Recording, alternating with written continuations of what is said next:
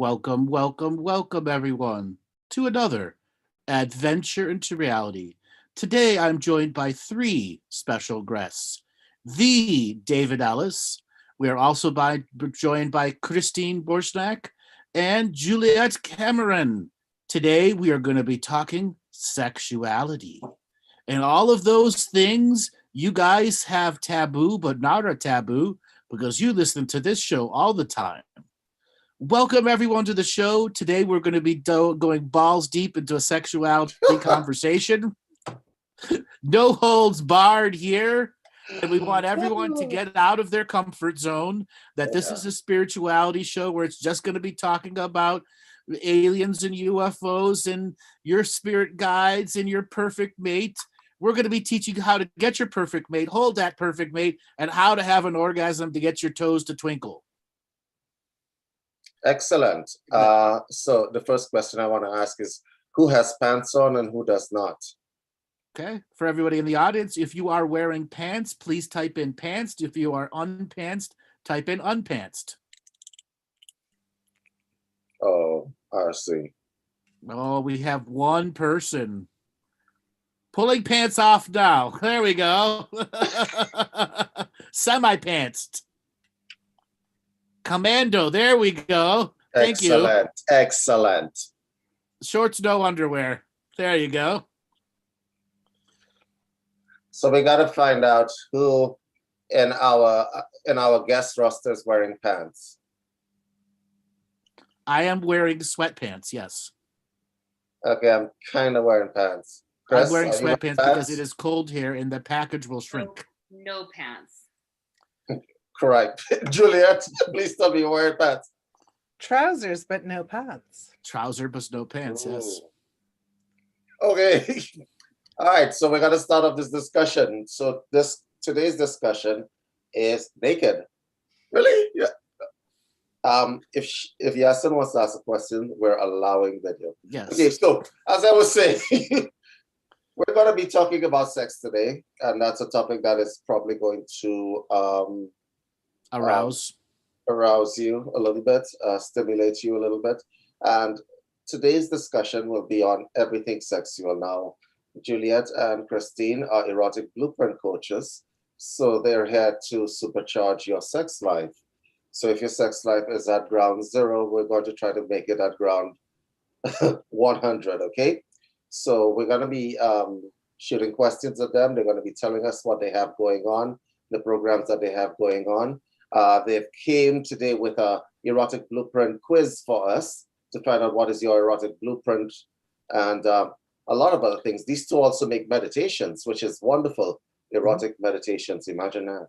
So Juliette and Christine, you guys want to explain to the audience who might not know what an erotic blueprint is? Absolutely. The erotic blueprint is a framework in which how we are individually wired erotically. So everybody is completely different. Everybody is a kink. Everybody has energetics on board. Everybody has all these different ways in which to get into their systems. And oftentimes we don't actually know what they are. We don't know our little keys that open up our own little doors. So it really is the foundation, the framework for how we individually are wired. You might have heard about the love languages. So this is kind of like the language into your erotic pleasure. So there are things out there like Sagittarius and astrology, your human design. This is just for sexuality.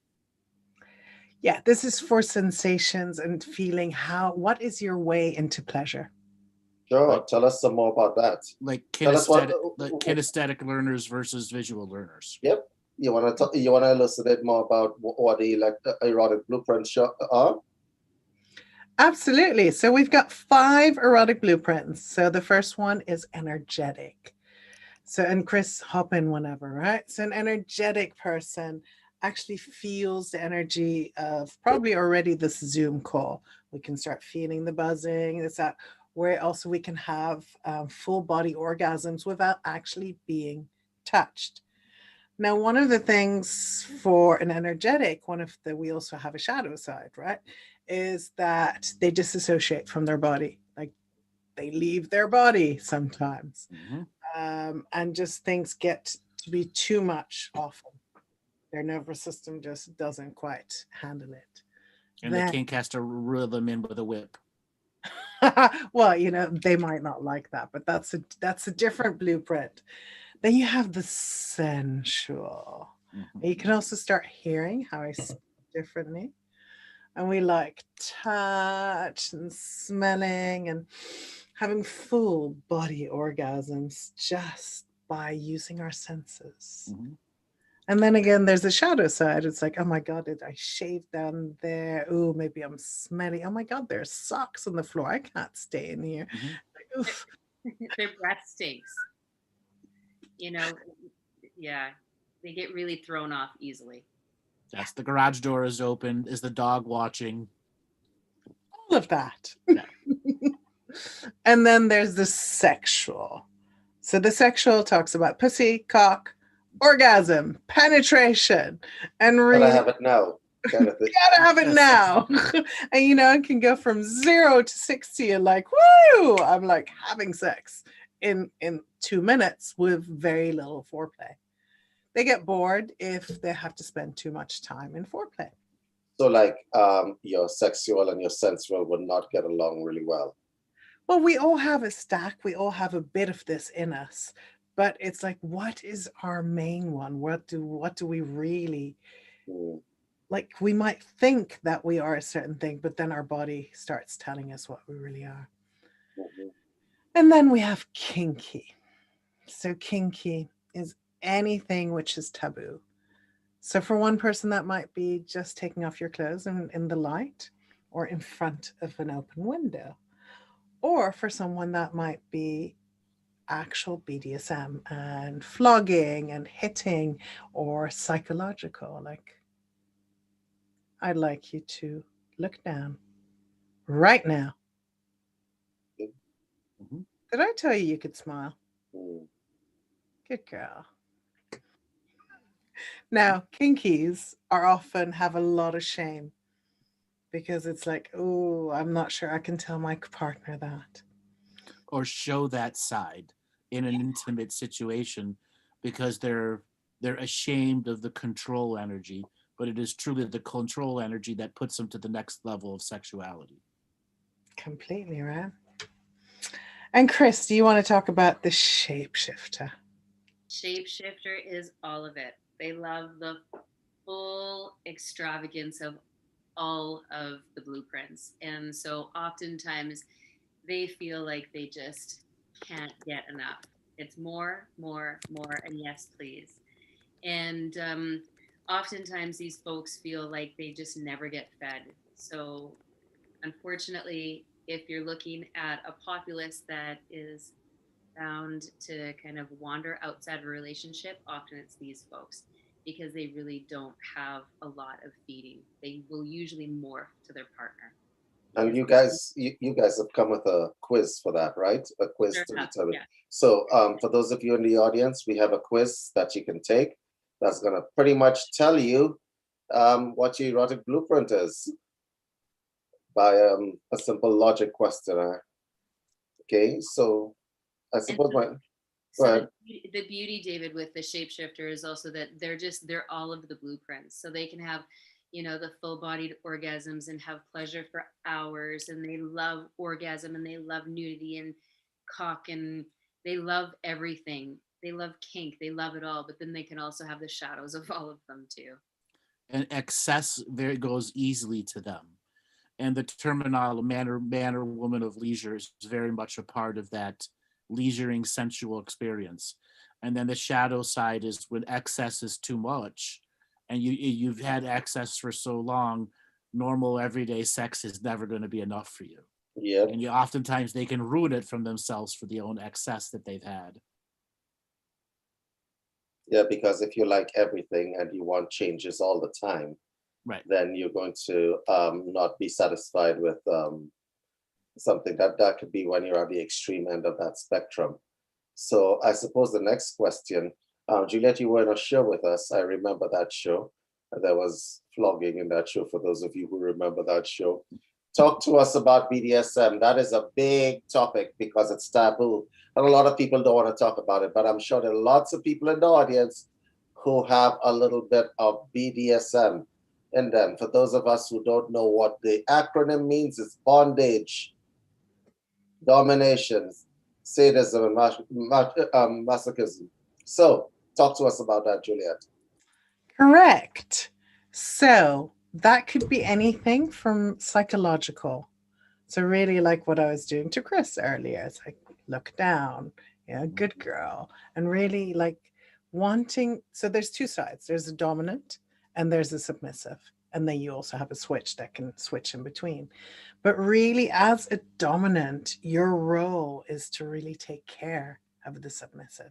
So it's not that you're angry and you're going to beat at them. No, it's actually you're in service of noticing every single little thing that's happening to your sub, so that the empath in you and the intuitive in you are looking for every little trigger as part of the amplification. Completely. So that the sub can completely let go. And we talk about subspace, which is this place where subs just drop into, and it's almost like a higher state, like a near-death experience. I've had it. It is a higher state. It's the orgasmic state that one can reach pre-orgasm, because in that state of turning off, every spiritual practice wants to get there. Completely. And in the surrender space, because the trust for the dominant, and being in that subspace literally is turning off all the mind chatter, and being in the off space long enough where nothing's influenced you but the guiding hands of the evolving erotic process. The guiding hands, perhaps it's just the voice. It's, perhaps it's the flogging on the back, that there are no voices in their head. There's no chatter. There's no content coming up. So they are in this state of pleroma, the state of oneness with the universe, and super expansive and very, very open.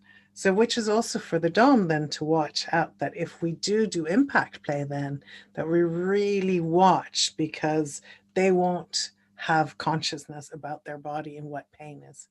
Interesting. Christine, you're more of the kink type. Talk to us about kink as opposed to BDSM, because BDSM is a kind of spectrum of kink, isn't it? But what are the other kink profiles that we can actually explore? Well, there's one that I explore in terms of, Juliette and I have called it conscious kink or therapeutic kink. And so for folks that have had incident to their, or violation to their body, how you can actually go in and do so much healing through conscious kink in order to unlock some of the areas of the body that might have been numbed out, dissociative from incidences that have happened. So that's a really, it's a short little thing, but it's a huge topic. Okay. A huge topic that so many people on this show talk about, sexual traumas, things that have gone on, whether it's full-on abuse or just the verbal mental abuse that have gone on in relationships. And oftentimes when the body shuts down, it's very hard for people to turn it back on. And no matter how much meditations do you know, how much spiritual practices you do, you're never going to get that trauma out of the body without some form of touch release, verbal release that acknowledges what it was. And the playthrough process that can be done could be very freeing and healing. Completely. Exactly.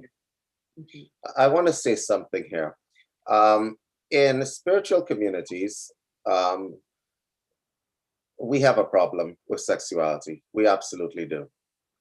You have spiritual communities that are overly sexualized, and then you have spiritual communities that consider the subject a taboo subject or taking you away from a certain subject. So for instance, when I was younger, a lot of yoga sciences, which is actually ironic since the culture that created yoga also created the entire Kama Sutra. Okay, so in terms of yoga sciences and stuff like that, the transcendental forms of meditations and so on try to get you to move away from the body, right? And so they downplay the body in terms of the sexuality, sexual contact, and so on, in favor of reaching some higher heights and stuff like that. Okay. Now, we know that as an incarnate being, you have to deal with the body, right? All enlightened spiritual people know this. But I want you to speak to the people in the chat. And here's another myth that a lot of spiritual people have. They believe that they're all energetic players. And they're not, okay?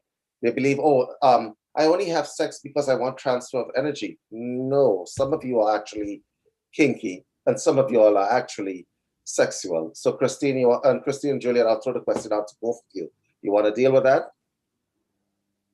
You want to take it, Juliette? So yes, so spiritual people often talk about sex as in using sexual energy for manifestation, for actually getting into that spiritual state, right? And we do live in this body, and we are inhabiting this body. And often if we only try to go to those realms, we're bypassing a whole part of ourselves. And we often can't get to the spiritual bit if we haven't actually tapped into other things, if we haven't tapped into pleasure and into how to thaw out our bodies, because often by trauma, will block and will freeze one part of our body, which is often in our genitals. And then slowly, by bringing that back online, just through the nervous system and through certain kinds of touch, that starts having sensations.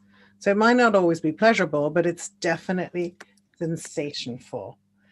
Then there's a whole bit like, oh yeah, but I'm spiritual, so I can't actually have pleasure, or I can't be kinky or sexual. So this is if we look back at our belief system and we start looking like, where did that come from? What have my parents taught me? What has society taught me? What are my unconscious family loyalties? What tribe do I belong to? And what are they saying about sexuality? Understood. So my question, I suppose, as an extension to the question, for the spiritual individual, somebody who is practicing spirituality and so on, how can they incorporate sexuality? We have magicians in the chat. We have people who are meditators. We have people who are healers. How can they incorporate sexuality into their daily practice? Because that's something that's not very much talked about in a lot of our circles. So you wanted to speak about that? So with Kundalini energy, or the most important life force, potent energy we have, is sexual energy. So for our magicians and the folks that really are wicked manifestors, this is the thing to tap into. And so how can you harness it? So obviously, if you're doing really great manifesting, you're harnessing it somehow, but might not know exactly how. And so there's all kinds of sex magic practices that you can do. However, it does land in the body first and foremost, and then comes up and out into the etherical realm. And so in my personal opinion, it really does need to be rooted in the body. Why? Because we live in these physical realms. And so by using personal practices like pleasure practices and really building up that energy in that sacral and root chakra and starting to actually pull it up through the system and aligning it with the intention, you can make really wicked magic happen. Mm-hmm. And part of the wizards out there, you do have a wand, and you do have the wizard's hat, metaphorically. But the wizards with the wand and the hat that the rabbit comes out of is still a practitioner. a practicer. And so many people in the wizarding world, in the magical world, skip the sexual practice. They don't have it a part of their daily evolutionary journey. And then it becomes very foreign and taboo to bring it into their practice. And therefore, they're starting from base one when want to learn basic magical arousement without guilt behind it, or that I'm doing something wrong in the magical world. That's an excellent point you have just made, Andrew. And on that subject of guilt, shame, and blame, we have two coaches who have a lot to say about that. So for those of us who've grown up in a suppressed household, right? You don't even refer to those of us who can't say the word cock or pussy without feeling that filter happening, right? Try it out, you guys. Actually, those of you who are watching this, say out loud right now, cock and pussy. How does that feel to you? Juliette, talk to these people for me, please.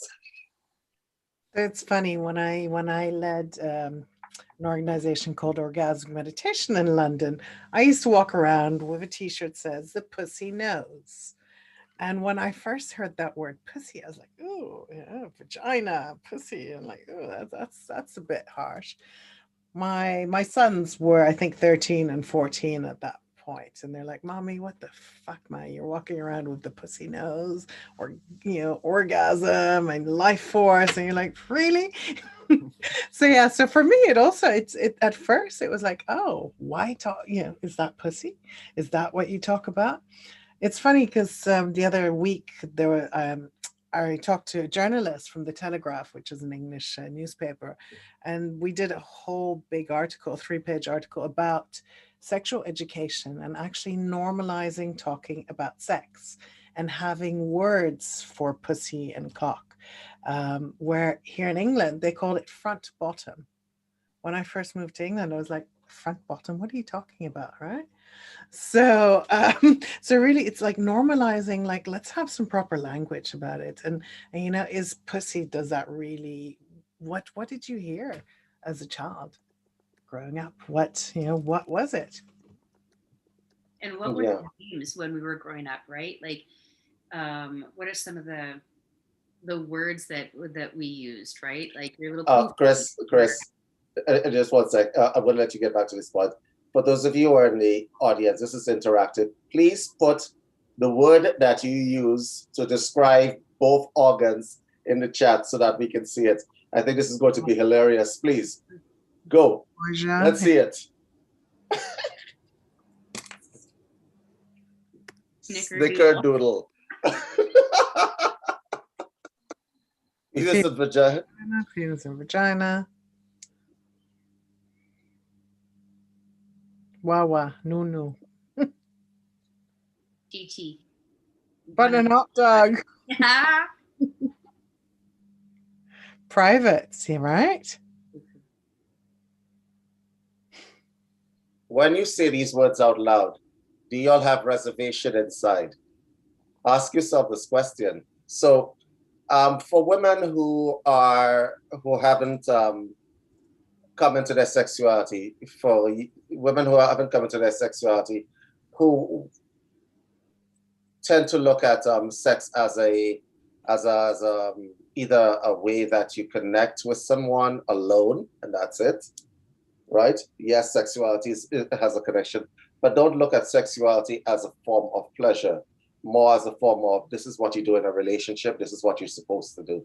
There's a whole, at least 1/3 of the world. Then are the other ones that only see it as an athletic sport.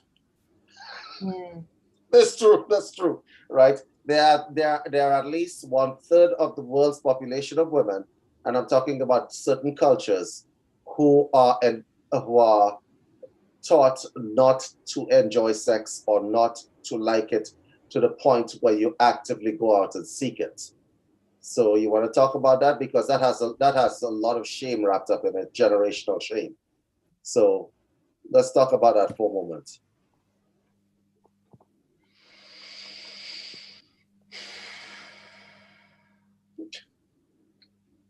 FGM as an example. cut the clitoris off so that you can't cheat on your husband. Crazy, right? All those other barbaric practices, like cutting the tip of the foreskin off too. Yeah, pretty much. Mm-hmm. All of these are designed to make, to give people an idea that sex is something that is used for procreation, biological procreation alone, and not for pleasure.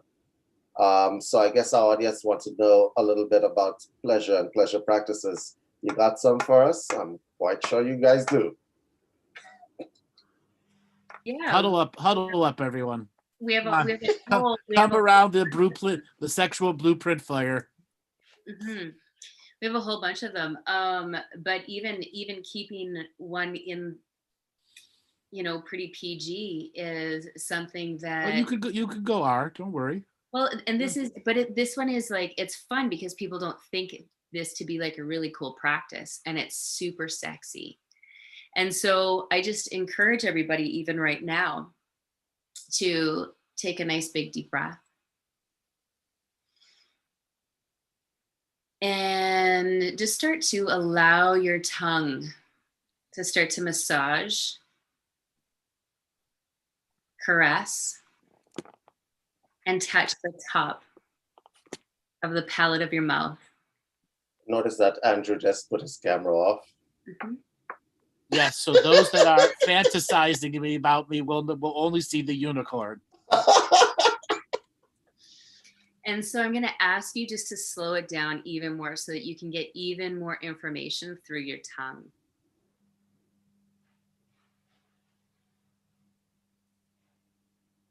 And then allow your tongue to actually sweep along even your teeth.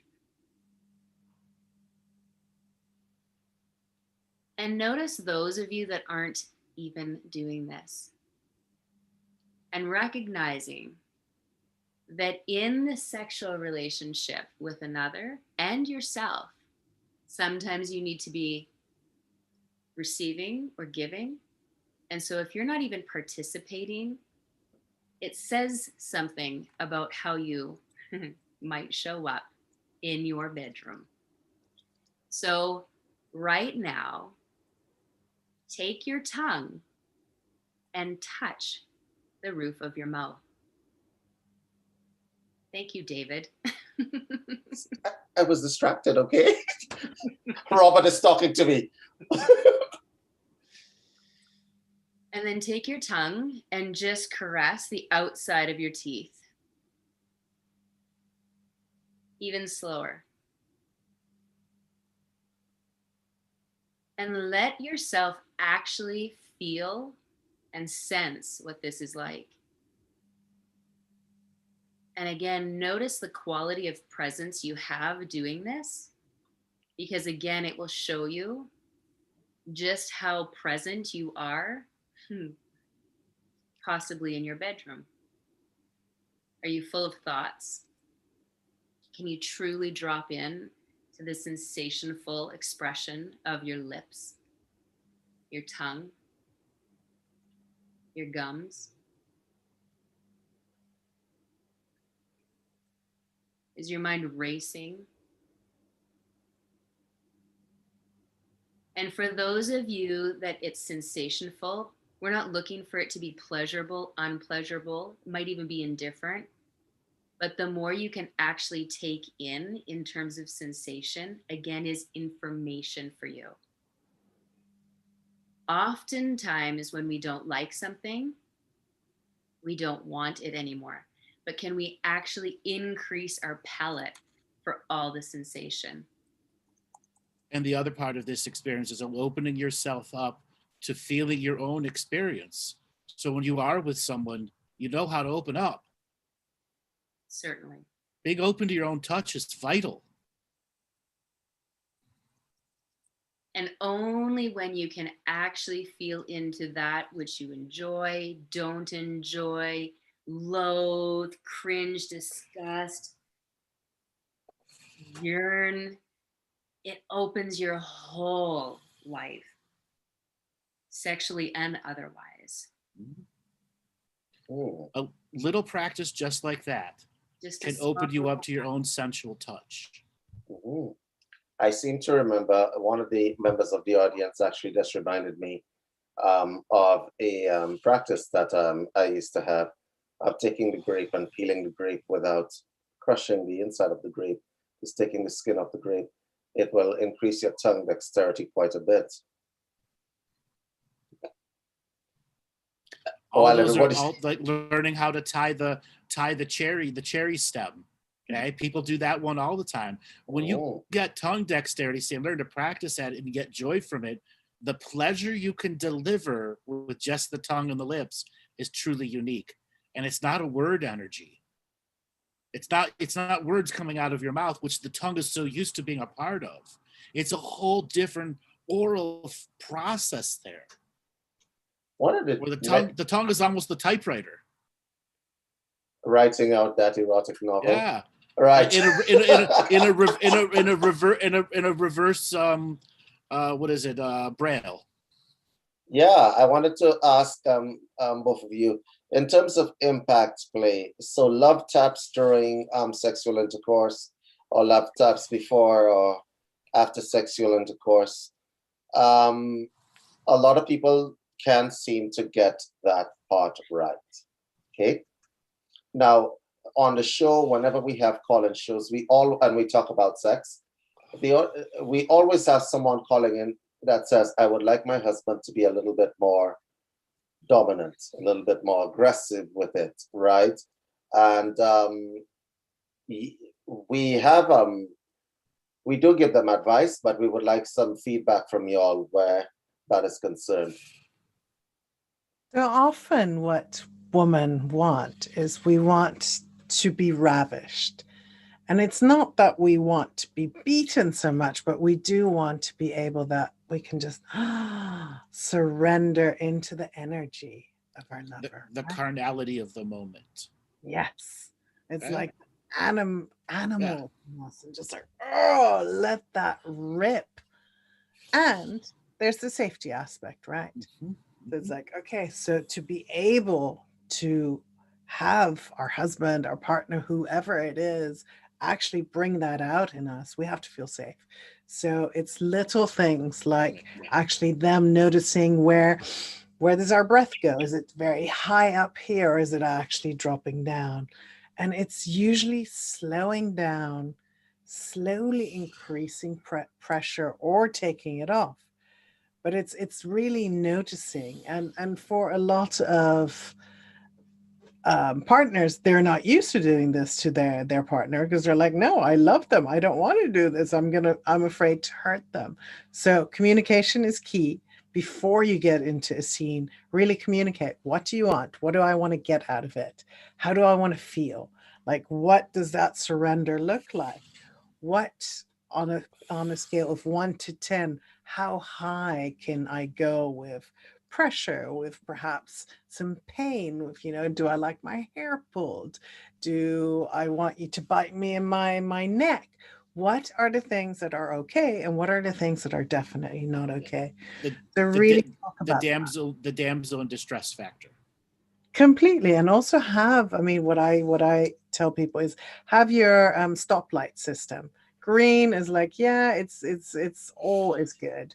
Orange is like, hey, this is kind of like getting out of my comfort zone. And red means no, stop. We've gone. Yeah, it's too far. So how does that conversation start? You have it usually before you get into everything, because your mind is still there, right? So I have like a whole checklist that I have people go through, especially if they've never played in it. But it would be like, okay, hey, dyad, this is tell me what you want to get out of this experience today. And you go to and front, one person will ask, tell me what you want to get out of the experience today. Answer, the other responds, tell me what you want to get out of this experience today.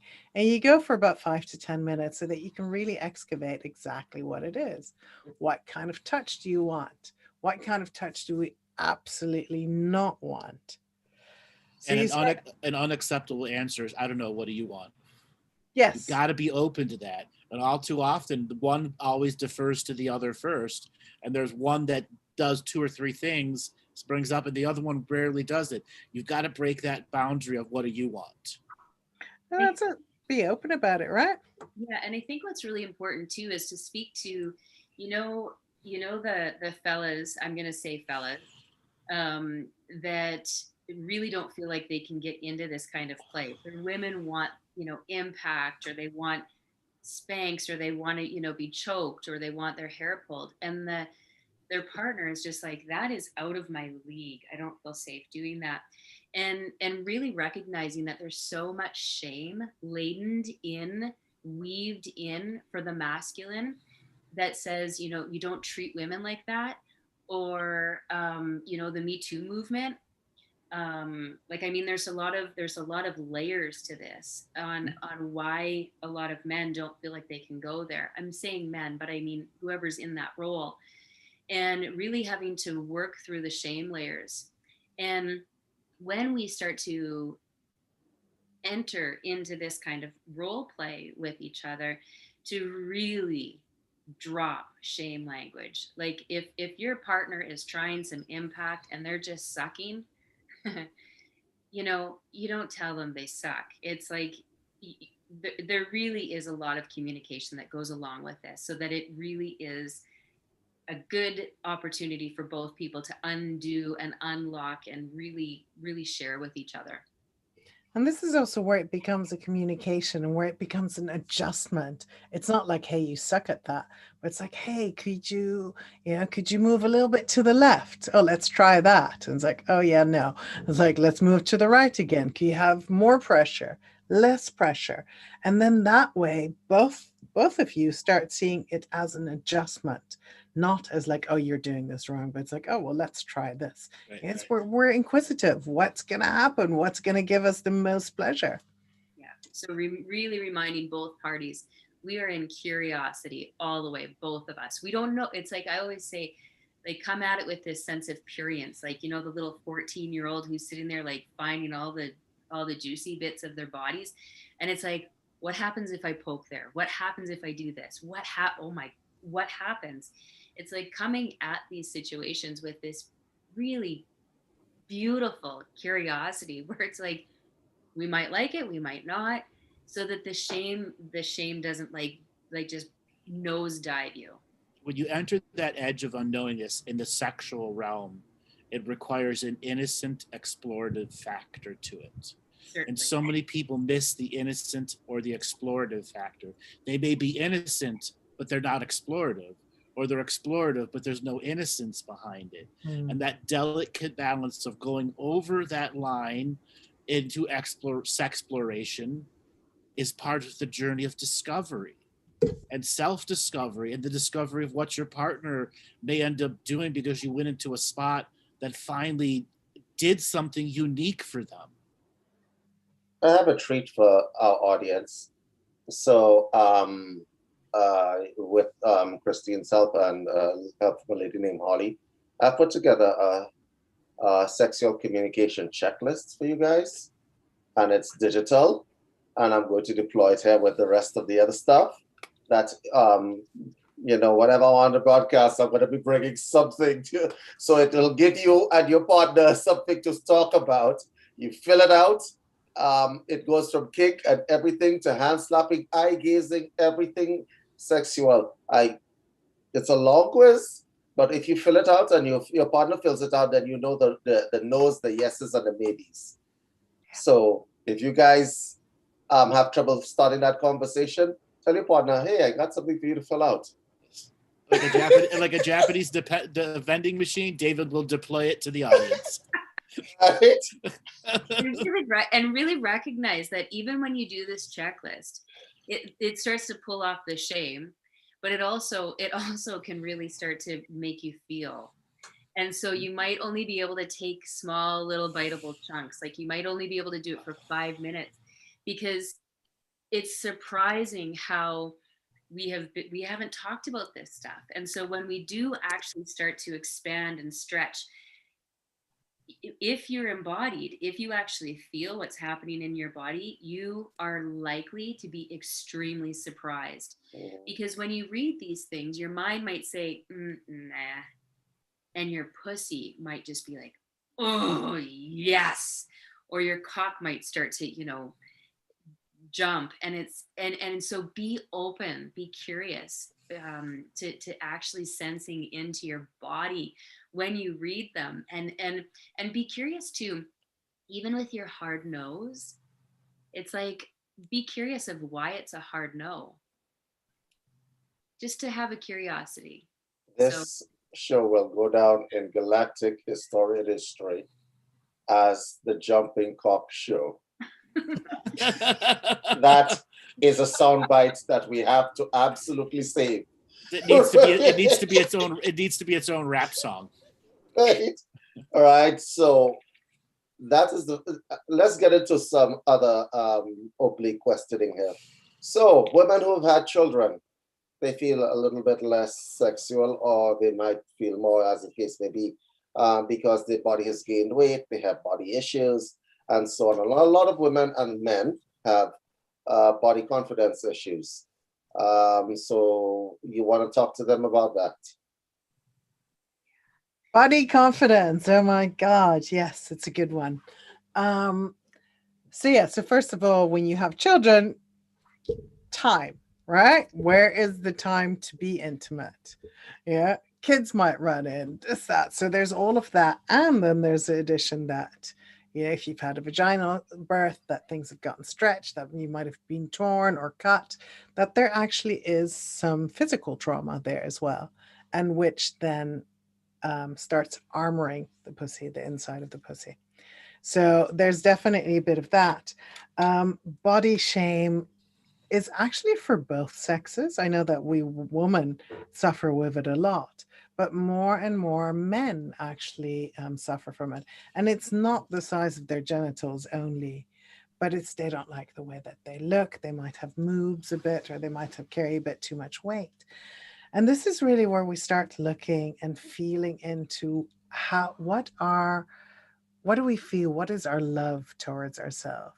Christine and I have done a whole module on this in one of our courses, the Embodied Leadership Method, where we actually take women through a piece of looking at themselves in the mirror, honestly, and looking at all your jiggly bits and your stretch marks and your battle scars that you have, and allowing all those negative thoughts and emotions and words to come up, and really allow yourself to vent and to be disgusted by yourself, if that's what it is, to cry.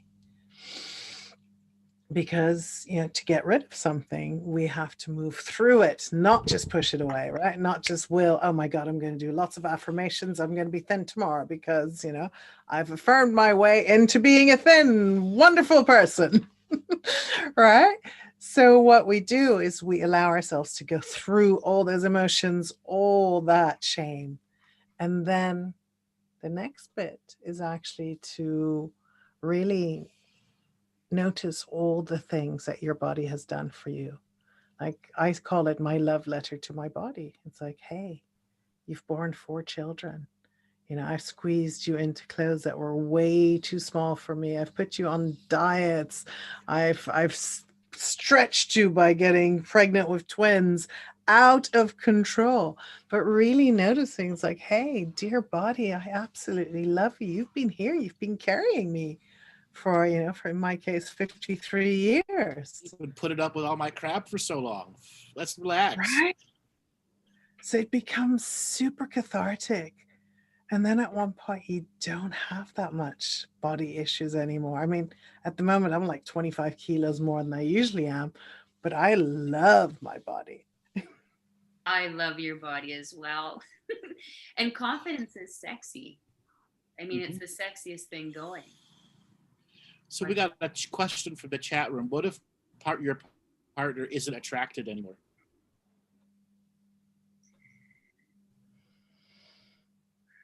How do you deal with that? How do you deal with that? First, I would say you go inside and you actually come back to you. you come back to you and you deal with the fact that, okay, so you might have gained weight, your boobs are saggy, or your ass is a pancake, or whatever it is, and actually come back to self-love, because we really, in my opinion, it's not about other, it's about you. Come back to the self-love of who you are. What, like Juliette just said, this body, we wouldn't have this experience on this planet if it wasn't for this body. So you better damn love it. Like, yeah. Or at least be on the path to coming back home to it. And so when we feel like we are owning who we are, whether we're 25 kilos heavier, or we are, we have stretch marks and battle marks and all the things that we have or don't have or wish we had, then the opinions of others start to just shift and slough off. And then it's their problem. Mm-hmm. In my opinion. I've heard other people say, well, you should actually start taking care of yourself. But you can't, what is that going to do? It's going to mask stuff. You have to come back to yourself. Yeah, so taking care of yourself might be just coming back to yourself in and of itself. I do have a question, and it's a question that we were discussing in the chat room before the show. The mechanical question and the nervous system. The first is a body mechanics question. My partner's body is shaped like a C, and I'm shaped like a capital letter I. Okay, sex becomes a little bit difficult. So I know, Christine, you study a lot of anatomy. Some people's hips, they have a lot of curve in their body, which means that the spine comes down and the butt goes out like this. Okay. I would show you, I would stand up and show you, but my ass will be hanging out. So right, you're not wearing any pants. All right, you're not wearing any pants. Okay, so let's try this again. So some people are shaped like this. Mm-hmm. So the bottom of the body, the ass sticks out, and it curves out. So having missionary sex with them while you're on top of them, if you're a man and you're on top of them, becomes a little bit difficult because their genitals are actually swept back away from you. And a lot of people don't have the wherewithal to actually analyze their partner's bodies and see what would give them the most pleasure. Because in a swept back hip scenario, the G-spot is actually moved away. And so it's a little bit accessible. And so a lot of people would not analyze, maybe I need to bend her over. All right, we're going to have that kind of conversation now, guys. So if you're a little bit uncomfortable, you all need to jump off of this chat right now. Okay. Right. Then you run into the square peg, round hole scenario. Correct. The bodies just don't line up. And there are special pillows out there that make that process so much easier. Bolster pillows, liberator pillows, they are absolutely worthwhile for you to get because they put the body into the right position. Okay, but a lot of people don't do that, huh? No, they don't even know they exist. Well, and oftentimes too, you'll have sex working with a couple, and then you'll have a baby, or you'll get in an accident, or fall off a horse, or have a big fall, and the pelvis literally shifts. And so when the pelvis shifts, all of a sudden sex doesn't feel the same. And so people think, well, what's wrong? And so then naturally we avert away from things that don't feel good instead of actually going to, is there a possible solution here? But we don't talk about this stuff enough. So then people don't know what the solutions are. And so most times chiropractic won't fix it. Ralphing may, if you can find a Ralpho that will work in those places. Correct. You might have the internal canal of the woman that's totally tight, or a tailbone injury. Internal tailbone work is phenomenal to be able to unlock parts of the pelvis that just tuck right in. So you might have a pelvis that's just gorgeous, and then all of a sudden something comes in and tucks this whole thing. Well, that throws the whole canal off. Mm-hmm. And same with for a cock-bodied person. If his pelvis is off, his whole gait and trying to get things to move are going to be off. And so it really does come down structurally, like, you know, the spine, the structural actual integrity of the pelvis, very important, but we don't talk about it. And how many people, you know, actually go in and feel the vaginal walls to see the tonus of it. And people are blown away when I say, you know, just go in and feel right here. And they're like, wow, it's like it's just like hard. And then over here it's like this beautiful, you know, it's just so different. And that creates so much shifting and changing within, you know, trying to have something that feels good again. Right. And that's why sensual touch can go a long way at reducing some of those unique body transformations that have gone through via injuries, traumas, etc. And there are myofascial techniques similar to Ralphing that use down there, but most practitioners aren't going to practice that because it borderline sex work. And there's very specific rules about massage therapy and deep tissue. And if there were much more laxer rules on deep tissue processes, a tremendous amount of these postural based issues can be healed from. A lot of women who end up getting very painful vaginas, it's because the fascia has become so tight from the emotional trauma as well as the physical traumas that are there that they create scar tissue. And scar tissue can get eliminated the right way. It's about getting blood flow going back through there. Completely. So that's why we do de-armoring and going inside, or we start using a jade egg or any kind of wands to actually slowly to start titrating from one side to the other to get blood moving, to start breaking down the tissues, like you said. Yeah. So I have a question, the perennial question that has plagued sexual beings from time immemorial. Does size matter? I'm sorry, did you not think that David was going to throw that in there? Right? It's more what you can do with it, right? With your hands and your tongue. I mean, I remember having a boyfriend who had an enormous cock and it actually just wasn't pleasurable. I mean, I would have to get on top because otherwise, you know, he'd be like at the back of my uterus somewhere. And I was like, whoa, ouch. So, you know, no, it actually, when someone is too large and yeah, it can be really painful. So it's much more the technique, learning how to actually turn your woman on, how to both of you feel turned on, feel relaxed, you know, experiment. And different positions, you know, there's this tantra chair which is shaped like an S more or less, which is amazing. Pillows, you can really start wedging yourself up in a different way so that you can get all kinds of angles and access. Yeah, learn to be a black belt of sex food. Yep. Okay. There's all sorts of ways to redirect the energy and to use all sorts of different acrobatic or non-acrobatic positions, as well as the pumping, the uniqueness of the fingers, only the fingers can do, because it can do all these little things that the penis can't. Correct. So I have another question, and the question is more of a technical one. A lot of people don't understand the minute differences between passion, infatuation, and sexuality. Right? Passion, infatuation, and sexuality. There's perversion as well. Thanks, Rosa. All right? So now, is passion necessary for good sex? Not always, no. I would say no. There are times it's pure carnality overwhelms passion, many times. Okay. Do you have to be, go ahead. And I was going to say, in deep intimacy, it doesn't always look extremely passionate. It is absolutely fulfilling, but it's not the TV serial show version of it. No.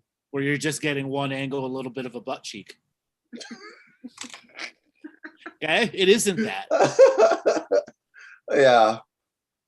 All right. So when people talk about the word perversion, Okay, so I want to just introduce you guys to the topic. Freud said, and Freud is our father of psychoanalysis, he said that everyone is born polymorphously perverse, which means that you could go in any direction in terms of sexuality. It's close to what you guys are like shapeshifter, but it's a little bit broader than that when you're talking about in terms of when a child is born, it does not know preferences, sexual preference.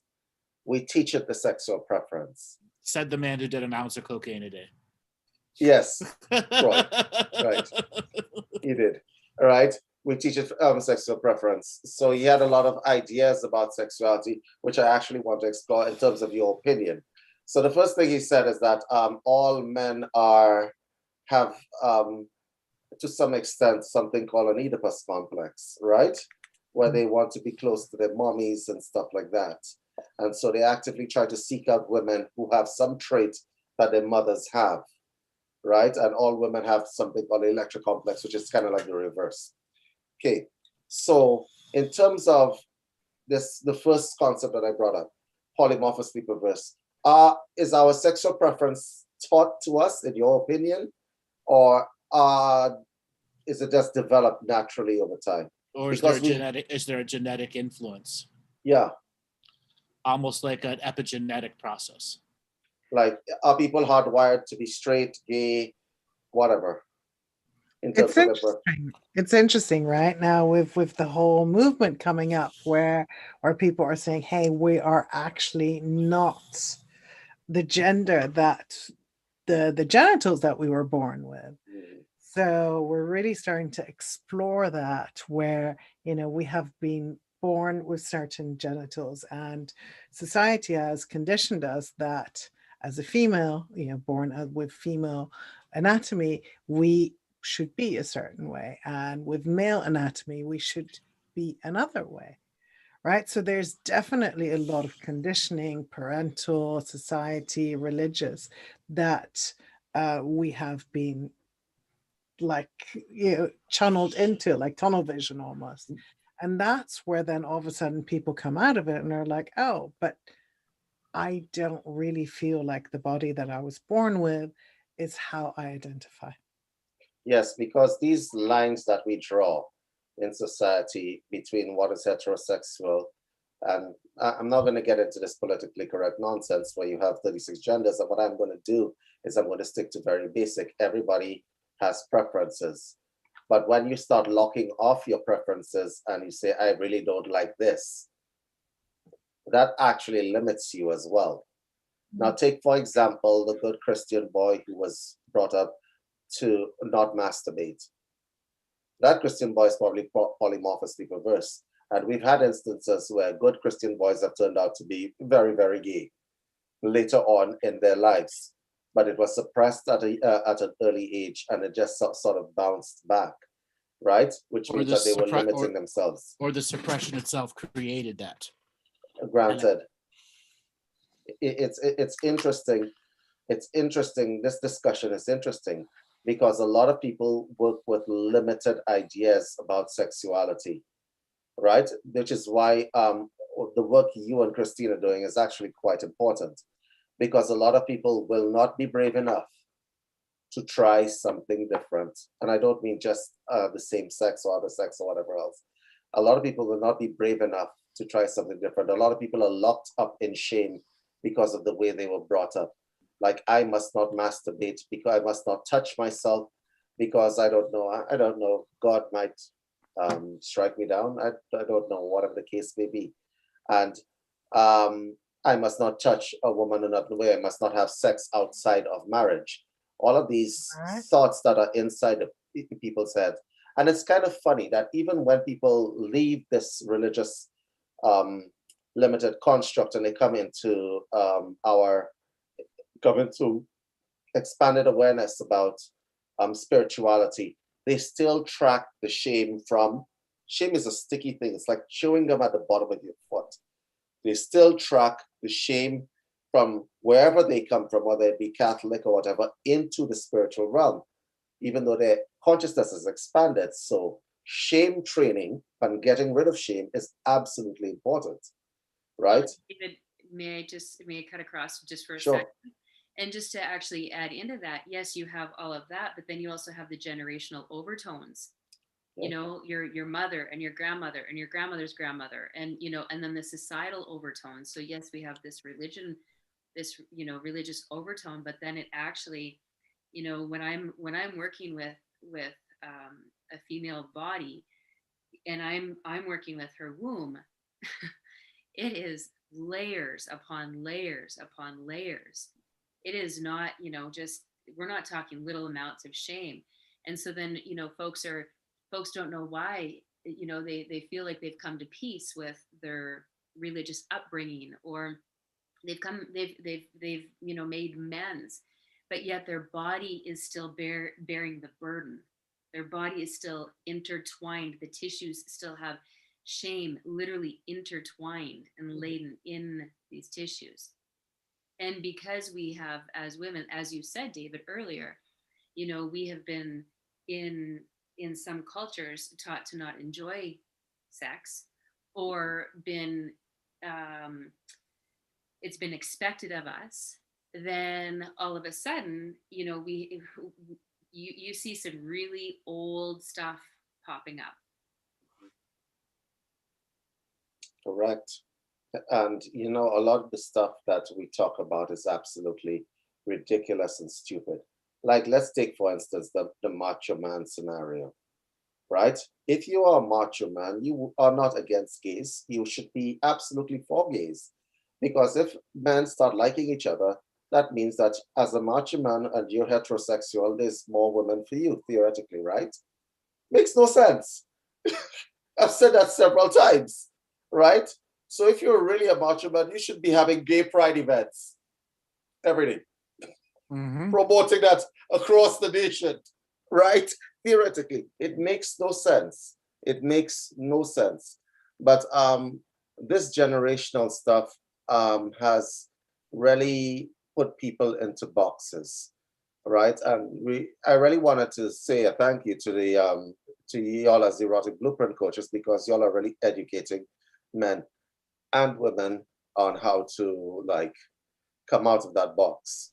Okay, there's nothing worse than living an unfulfilled life, whether it be sexually, spiritually, or otherwise. There's nothing worse than that, right? So we wanted to probably open up the chat to the conversation at some point in time. Real quick, they wanted to do a little exercise first. So real quick, Robert, you want to put up the join the Zoom room info? So if you are listening on to YouTube, Twitch, Twitter, or Facebook, or anywhere else, and want to be a part of the conversation after we do a little experiment here, a little process for everyone, this is the information to come and join the Zoom room. We will be taking calls after this, so if you have specific questions or you want to call in, you need to be a part of the Zoom room. All you do is enter the meeting number 911-001-1974 and the passcode there. It's really simple. Just enter the Zoom room. You can dial in via the phone, US, Canada, United Kingdom, or Australia.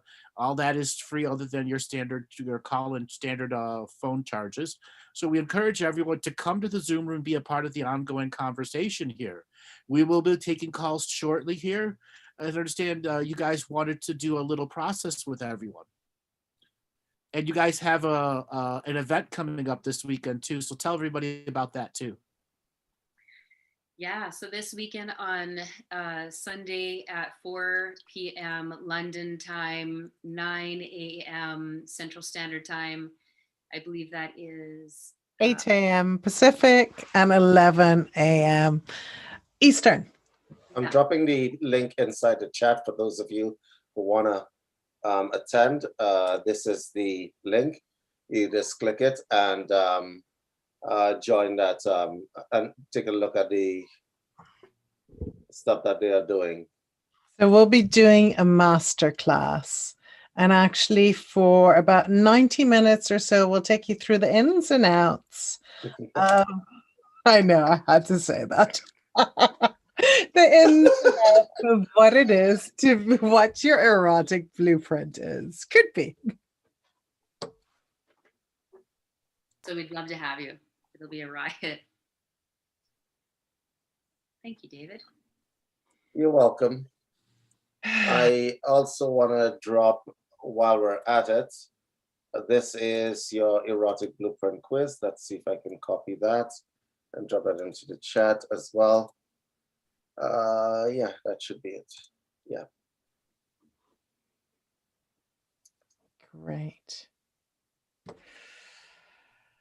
So what we can do, if you have something nearby, grab it, whether it's a pen, anything, actually. Preferably not your phone. Yes, not your phone. It can be anything. Brush. If you just happen to have a fur flogger around. A coaster. Yeah. Scarf. A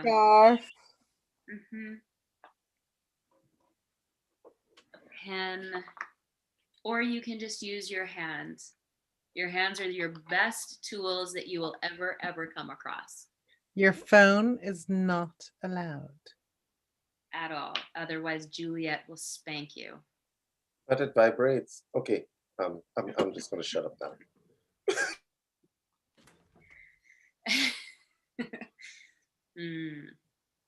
So what we encourage you to do is just to really be open to the sensations, whether you like it, don't like it, whether you're indifferent to it, but just to allow yourself to explore what sensationful is without the label attached to it. So we're actually going to invite you not to write in the chat, but to close your eyes if that feels comfortable. Taking a deep breath in through your nose and out through your mouth. And again in through your nose and out through your mouth. And just notice if you want to make a sound with that. letting this breath be the longest breath and the deepest breath you've had all day.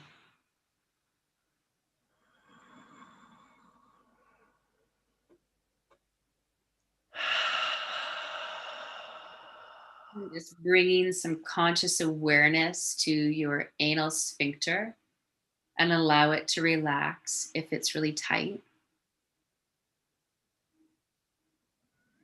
And also notice where you might want to laugh when you heard the word anal sphincter. It's all just information. And notice as you start to tune into your body, does it want to start to move? Does it want to gyrate?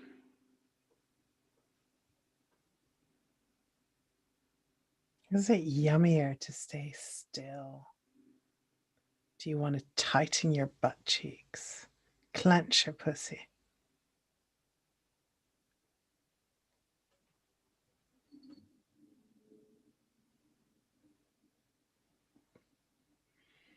And just notice what it's like, even when we pause speaking. Do you like the pause? Are you eagerly awaiting for us to say something?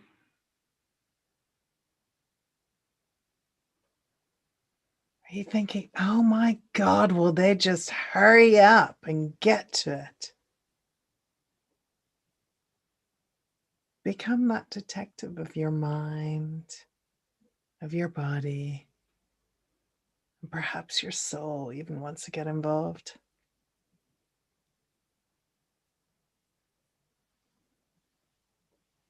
And just notice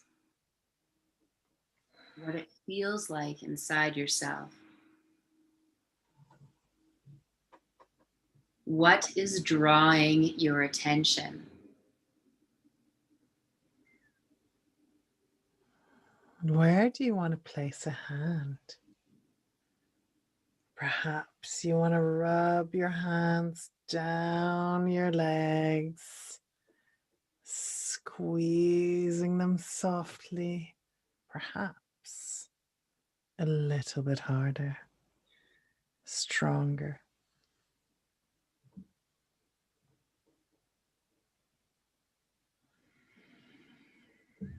Perhaps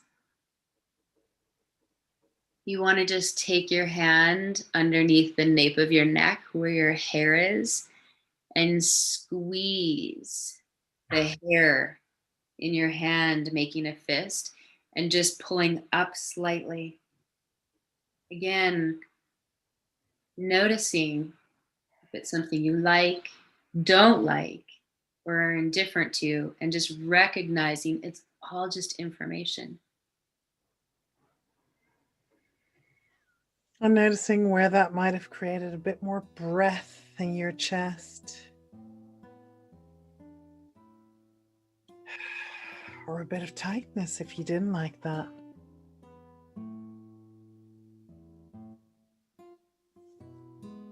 Just noticing, and your hand caress an area of your body with the quality of the most amazing, sensual lover. Slowly, lovingly.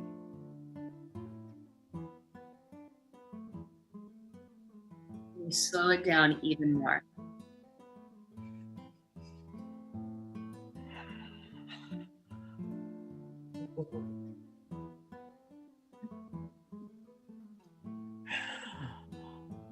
And remember to stay curious with this quality of what happens here. And I encourage you to find places you don't normally go.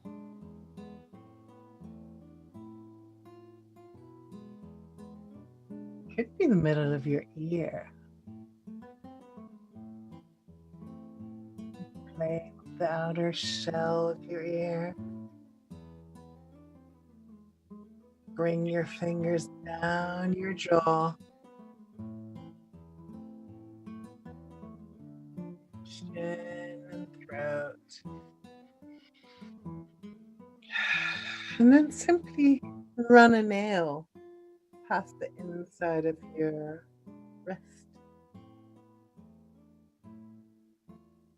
And then move it the other direction. Does that increase your pleasure?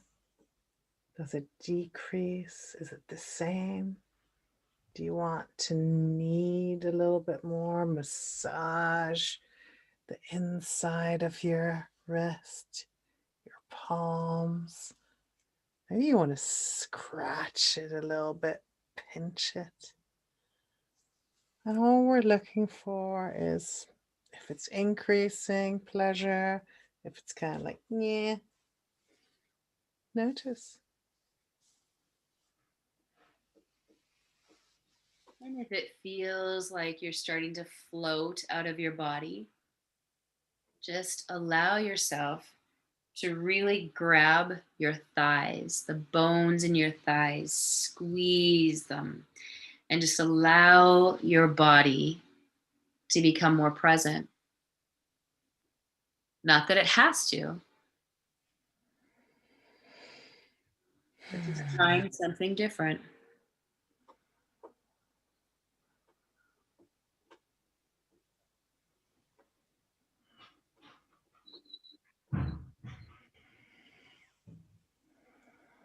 And just notice where you have thoughts coming in. And these things might bring up some emotions. You know, notice where you might have a little knot in your throat. You're like, oh, I might feel a bit sad or have some kind of emotions coming up. And just simply let them arise. Know that everything is welcome here.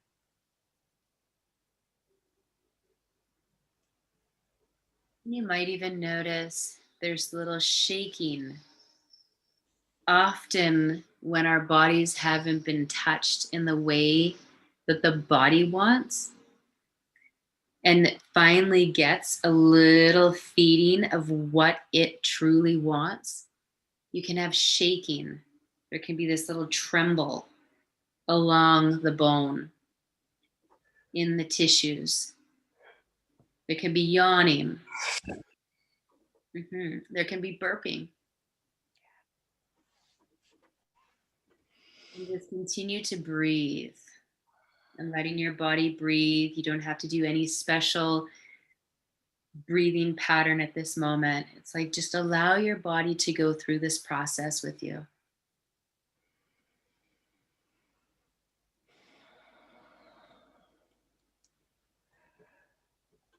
And you'll notice when you start burping and a lot of energy moving, you'll have, I've just burped and started yawning.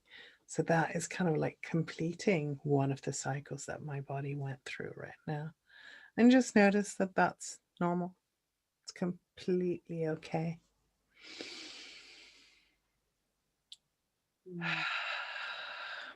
And now put your feet on the floor and really feel that earth energy, pulling your feet back to the earth. Some of you might have gone a bit high. Come back to the earth, have that green energy run through you, grounding you. You may want to put your hands on a desk if you're in front of it, or on a wooden chair, or on your legs to just ground you back into the here and now. And sometimes it can feel like you're winding a kite back. It's like if we go up really high, it's almost like you just wind yourself. You bring your energetics all the way back. It's perfectly okay all of a sudden to really be yawny. You might want to stretch yourself. And see if slowly you want to come back and open your eyes and not look at the screen yet, but simply just observe 2 or 3 things that are in your room, in the place that you're at, and just accept that they're there. They're in the space that you're at.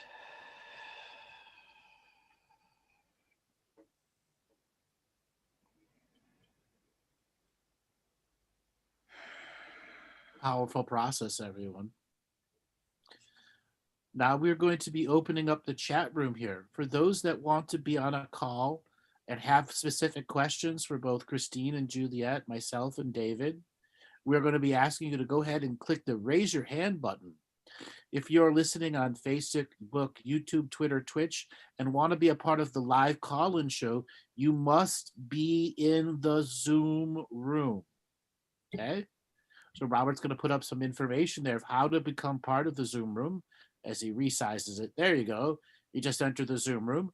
And we're asking everyone to come in and be a part of this ongoing conversation about what we talked about, the different exercises, the erotic blueprint, so on and so forth. All right, guys, you ready for some calls? Absolutely. Go for it. All right, Robert, let's spin up the wheel of callers and see who wants to have a conversation with us. Okay, Hillary Berteau. Hillary, are you there? Yes, hello, I'm here. Hi, where are you calling from? I'm in Marietta, Georgia. Marietta, Georgia. Good to talk to you again. What did you Thank think? you. What do you think of Hello. today's show? I am blissed out in pleasure, and I was prepared for this call, and so it's confirmation of the divine timing of it all. It's really been a beautiful experience. Is there anything you wanted to ask both Christine or Juliette? I feel like I have a question and I'm not sure what it is. Okay, sexplore the question. Yes, that's what I need help with, is exploring this question. So in August, I called in the show, and it was my first time being on, and you guided me through some things that surprised me. So basically exploring kink or controller tricks is how you said it. And so, and at the time I was very hermited, and it was basically, I was a sad case because my social skills were so deficient. So I've been open to this, and I've really taken to heart your advice. And so I've been really open. I've been increasing my self-love and putting myself out there rather than hermiting myself away and being a nun. So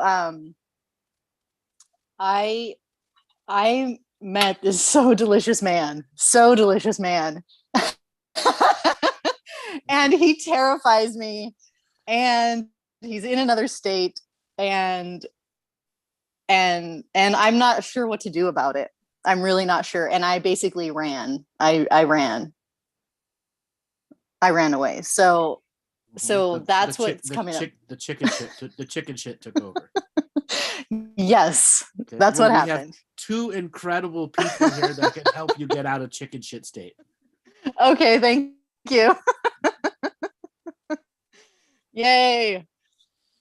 So Hillary, first of all, celebrating you for coming on here and being that vulnerable to all of us. That's beautiful. Thank you. So tell me a bit more about this delicious man. Well, part of the deliciousness is that he's wrapped up in red flags, and he's like my father, my brothers, and my nephew all in one. And so I'm working really, really intentionally on healing this pattern. And so that's part of why he's so desirable to me, is because of this little this shame vibration that he dwells in. So there's part of me that wants to rescue or save or heal, and so there's all that. Got it. So beautiful that you're already seeing that, right? But what are the emotions that come up with that when you see the pattern that you want to rescue?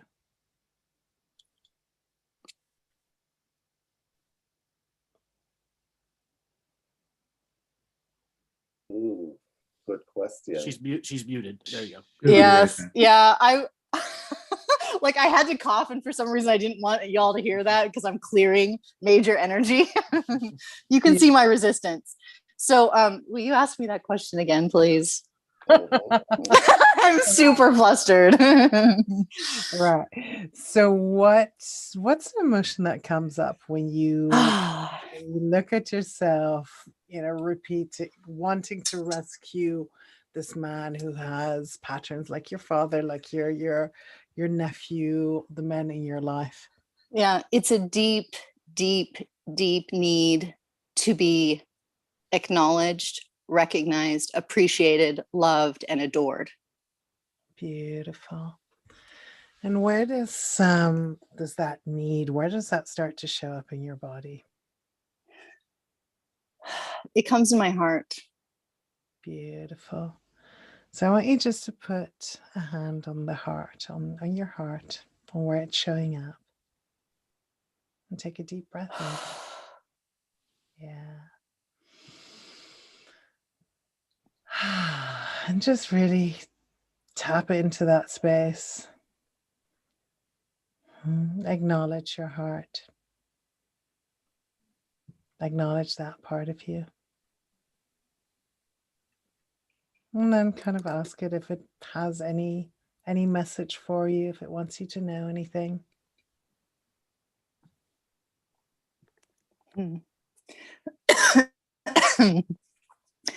It's acknowledging littles, so the little in me, and she was doing like cheerleader, like, because I've done a lot of work around this, especially in the last 2 weeks.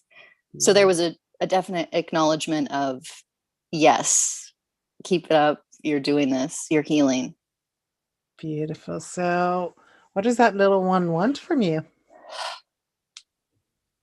She loves my attention, and she loves the play and the sensuality and the spending time in nature, all the things that I've been doing to massively love up on myself. She's really loving that. Beautiful. Is there anything else that you can do that she wants?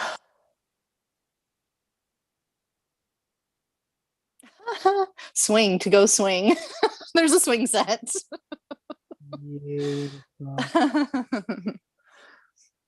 Beautiful. How's she feeling? She feels good. It feels fun to be acknowledged and seen. Right. So now if you look back, you have this little one inside of you, you're communicating with her. What's happened to that problem that you started with wanting to rescue this man? Is that important? Not really. Yeah. Okay, so I want you just to close your eyes and step into that little girl, into that consciousness. And just take a deep breath in there and just have that consciousness spread in all directions. Have it flow through you, out of you. And imagine yourself in this big sea of conscious white light. And with every breath, you just breathe in this conscious light into yourself, into your little one. And then breathe it out again, back into the universe. There you go, in to your bones, healing all those delicious, juicy bits of you, all the cells, let them plump out and exhale back into the universe.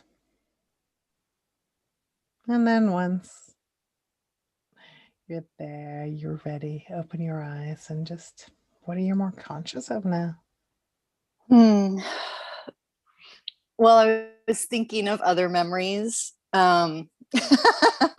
So somehow I knew how to masturbate at a very young age. I'm thinking, I don't know, 2, 3. I knew how to give myself pleasure. And I grew up in a very religious home where it was highly shamed. It was a no. And so there's that. And then I have this memory of being in kindergarten and I'm at the neighbor boy's house and he's also 5 years old and we're under the blanket and I'm teaching him how to make out. Like I knew how to make out and I'm 5.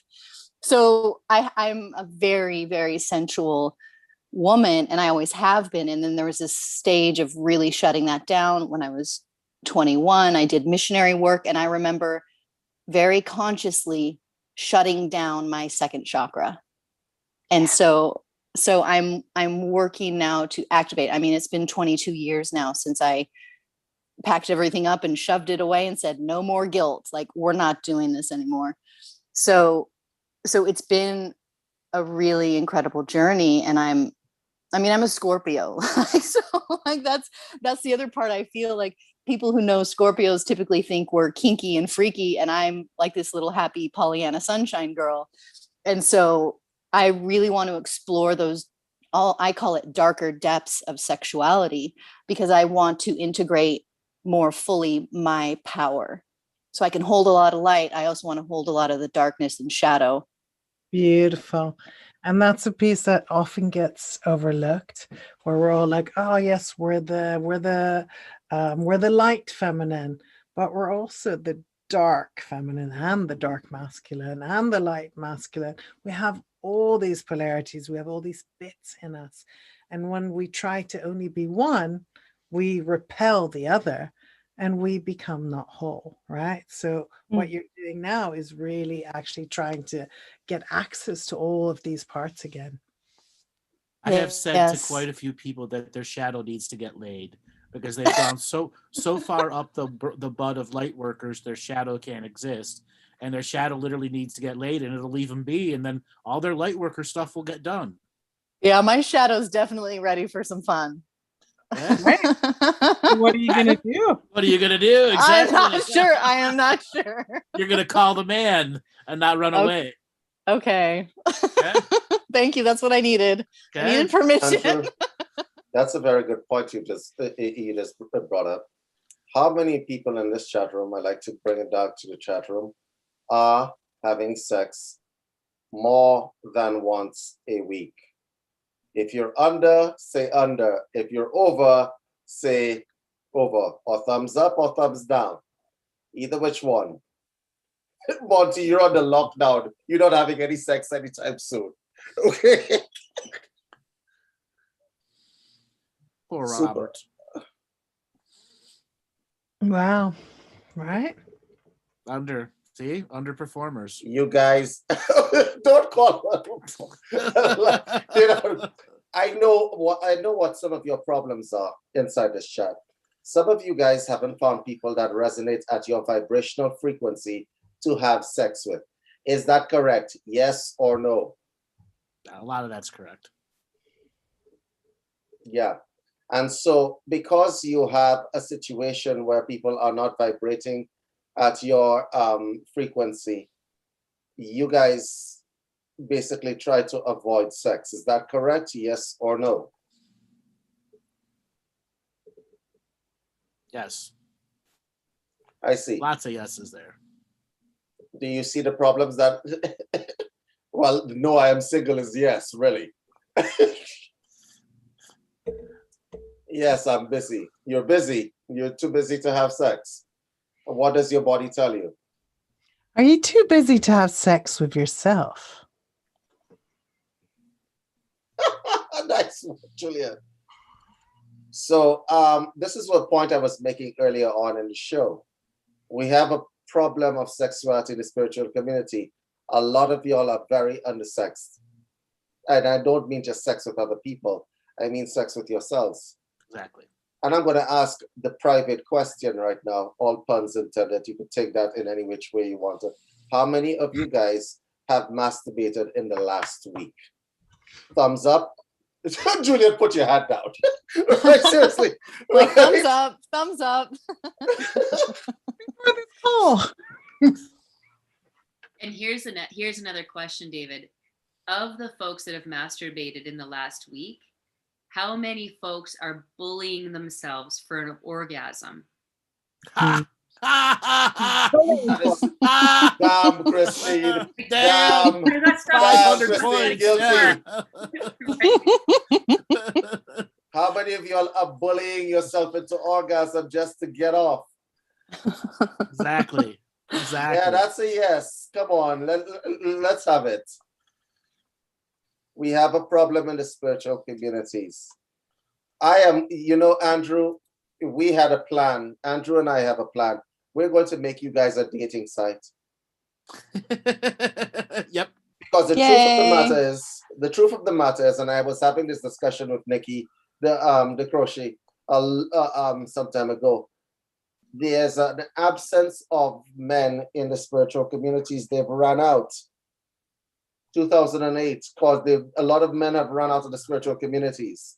Yeah, because And the divine feminine groups overtook everything. I'm sorry. So a lot of there's an absence of a male presence in the spiritual communities. I think any of you who are listening to this will say this. We have a preponderance of women in the spiritual communities, and then we have an absence of men in the spiritual communities. And I don't mean men with the man bun and doing yoga. I mean like people who are hardcore spiritualists, okay? Who are into this just not for the weekend, not to just get laid, but in this for life. And we have seen a bunch of, we've seen a decline in the male presence inside the spiritual communities, which is something that we would like to address. So we're going to make you guys a dating site. Our dating site is going to be different. We're going to have like a frequency meter to make sure. We're going to have a frequency meter. All right, so Hillary. This is awesome. I'm loving this. Now, when I tell you guys I'm going to do something, you know I'm going to do it, right? So, right, we're going to have this, we're going to launch a little bit of a dating site. We're going to bring you guys in, and we are going to have a little bit of a frequency meter. It's going to have quizzes and stuff, so you know that the individual that you are getting involved with is your cup of tea. Yeah, I think that is the best thing that we can do. Christine and Juliette, you up for something like this? why not? You want to build our little erotic, spiritually erotic, Super. galactic dating site. I love it. I love it. Absolutely. Can I put some like dark feminine in there? Yes. Hell yeah. Yes. The Lilith energy, yes. Yes, says the Scorpio. Yes. Yes. So what did Lilith do to Enoch? yes, what did Lilith do to Enoch? So Hillary, can I ask you one more question? Yes. What were you running from? A good time. What were you running from? I was running from being hurt. I didn't want to get hurt, or I was having a hard time detaching so I could just have fun. I'm too emotionally invested. Ah, I see. And that's really a bad thing for you, huh, Hillary? It is very dangerous. Very dangerous Miss, indeed. Miss Hermit. Might pull me off my couch. I have a luxurious bedroom that I love to lounge in. Your bedroom cannot be your boyfriend. Okay. Yeah, I'm going to ask you a direct question, Hillary. Yes. Are you sexually attracted to this man? Oh my God, yes. Yes, like everything about him is yum, yum, yum. I see. Hillary, call this man. We're all giving you the permission slip.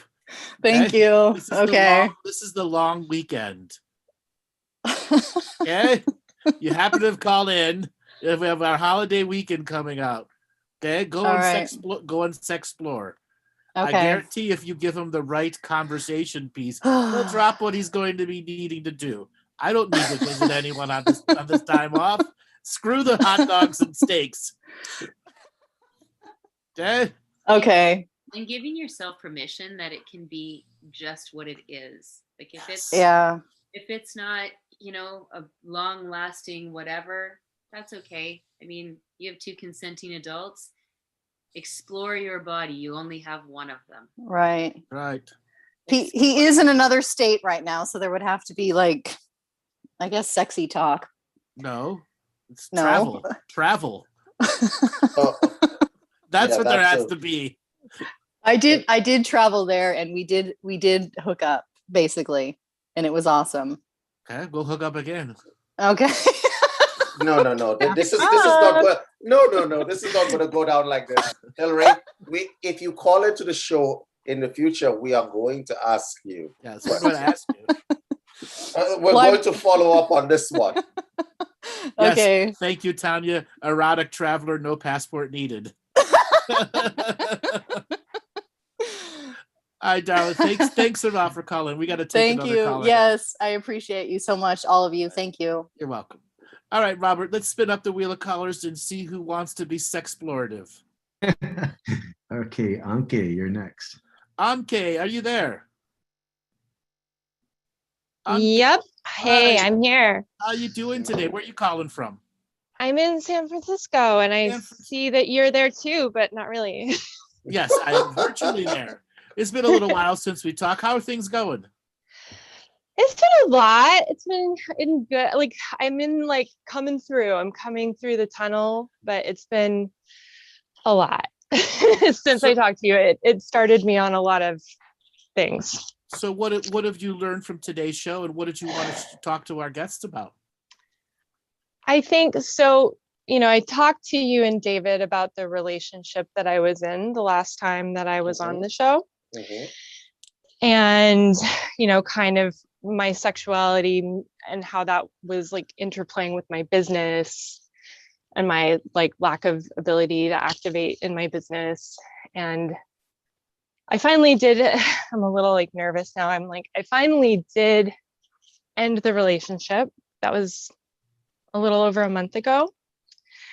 And now I'm kind of, in this space of well, when am I ready? But I just feel like a lot tied up in my sexuality right now. And I've explored this a lot in the past. I've done my own sexual healing work and explored Tantra to a certain degree and worked with other people around it. And at some point there was a previous relationship to this one where my partner, there was we'd been poly, we'd been open, that was great. And then at some point we got more serious. And then I talked about wanting to have children, possibly. And he just got totally scared and he completely shut off to me sexually because it was I think I said it's, I was like, at this point in my life, if I did get pregnant, I would not get an abortion. And he just completely shut down. So between that and a few other things that had happened in my life and kind of being over the poly thing and not wanting to spread my sexual energy that thin anymore, it was like all of a sudden I went from like a lot of sex and a lot of sexual energy in my life to like none. And this new partner started to wake that up, but he, just what David was saying earlier, like he wasn't really able to match my vibration.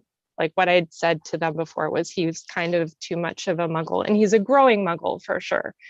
He's a magical muggle is what one of my friends called him. But yeah, so I'm like, this other guy that I met a couple years ago just asked me if I would go sailing with him. He had brought up stuff for me when we met because it was in this really intense workshop. And now I'm just feeling like nervous and scared and like, how do I get back into this? And I've like lost that relationship with my own body, and my own self. So as people, as a reference, you're a psychic and you give people counseling energy too, right? Yeah. Yes, I remember you, Anka. Yeah, we all remember you. You were a very memorable call. And I want to bring Christina Juliette here. Now that you have a background and she's called in before and the story here, and you also understand the nature of the job that she does, what advice do you have for her? Anka, I would ask, you had said some stuff about your own personal relationship to yourself, and you just got out of a relationship. Sorry, I'm speaking to myself here, so I just want to go back to gallery. You had mentioned that, about a month ago, you got out of that relationship. And so just recognizing, just to normalize it, that we all have these stages that we go through within our own sexuality. And it's sounding a little bit like there's a healing stage. I might be wrong. Totally. No, that's right. Yeah. And so when we're in a healing stage, the need or desire for our sexuality can also fluctuate. And so I just have that kind of in the back of my mind. But then the next question I have for you is your own, how are you working with your own pleasure? What's your own pleasure practice right now? You feel like you have some really neat energy, and you feel like you run really big stuff through your body. And so I'm curious right now where you're at with your own pleasure practice. Well, yeah, thank you for asking. Like I said, I am pretty shut down, honestly. And it's been like that probably for a while, even since before this last relationship. I just kind of got to this point where, I don't know, it's like I wasn't interested anymore in having a pleasure practice for myself. So I did do it. I did once. I said this in the chat earlier. I was like, I masturbated like once, like a week ago, but that was the first time in like as long as I can remember, for a while. And it's just it's really interesting. It's like I just at some point lost interest in it. And what came up last week was like, it was just that point in my cycle, like ovulation time, and I can feel like I have more energy for it at that moment. But also being out of the relationship was like the first ovulation cycle, not being in the relationship and not having my sexual energy like tied to this person. So I don't know if that helps, but yeah, I'm not sure where to start. So when was the first time you remember your sexual energy or that sexual kind of connection that you have? When did you feel that kind of just dropped off? Oh, like after the relationship ended? So it was recent? Well, yeah. I mean, you mean this recent thing that I'm talking about? Well, or you mean in my life? In your life, like you had mentioned that the sexual energy had just kind of dropped out. Was that recent, or was that a while back? That was maybe 3.5 years ago, I think. It was like fall. I remember really specifically. It was like, it started in 2017. And it kind of started in the summer, and then like by fall it was just like, yeah, I'm just not doing it anymore. And so in 2017, what was going on for you? What happened then? Was there a hormonal shift? Was there, like an accident that happened? What happened? I think there were hormonal shifts because I was, like in my late 30s at that point. So I think that's part of it. I think there was stuff with my job and the work I was doing at that point. And then there was that relationship where my partner basically like sexually rejected me because he didn't want to accidentally get me pregnant, which was super painful, obviously. I bet. Yeah. I bet. And so, Anka, just like we had talked about earlier, sometimes those big impacts can really stunt our sexuality and the movement through. And so even as you say that, what do you notice in your body? What comes up for you? What's the emotion here? Well, I'm sad. That's the first layer, but shaky. Like I'm a little shaky. Yeah. Is it okay just to let yourself shake a little bit? Yeah. Thank you. Yeah. Just and you don't have to like move it really hard. Just allow it to organically shake.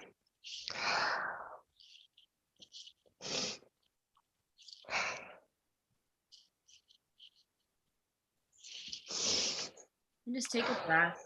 Just allow that shaking to move through. It's kind of turning into like an undulating now too. It's like kind of Kundalini yoga type undulating. Yeah. Sometimes we just have to move out some of that cloud cover of those shock traumas or those intense experiences, and then our own vitality, our Kundalini energy comes back in. So just be curious.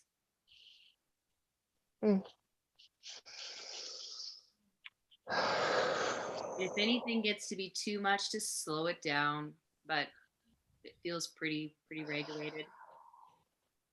Yeah. It's just it's a little calmer. It's just this sort of rocking, undulating. And my hands are moving in and out too, like kind of waves on the ocean. Yeah, so just notice that flow. And as you notice that rocking, that undulating, notice where else in your body that's happening.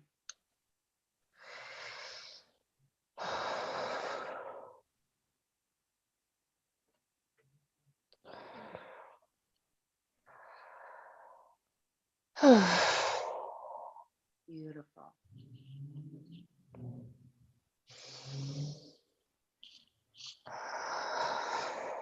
So like a little more shaking again. It's like it got down to a layer where it was like, oh, I don't know if I can go there.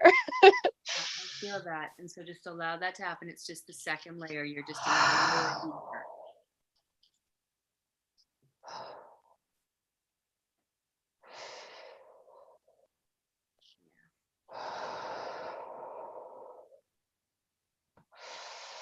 Yeah, now this, I'm sorry, go ahead. No, please go ahead. I was just saying now there's the shaking is in my arms a lot, my hands. Yep. Great. And so do your hands need to hold anything, or are they okay just to shake? I think they're okay just to shake right now. Beautiful. So let them shake. Full permission.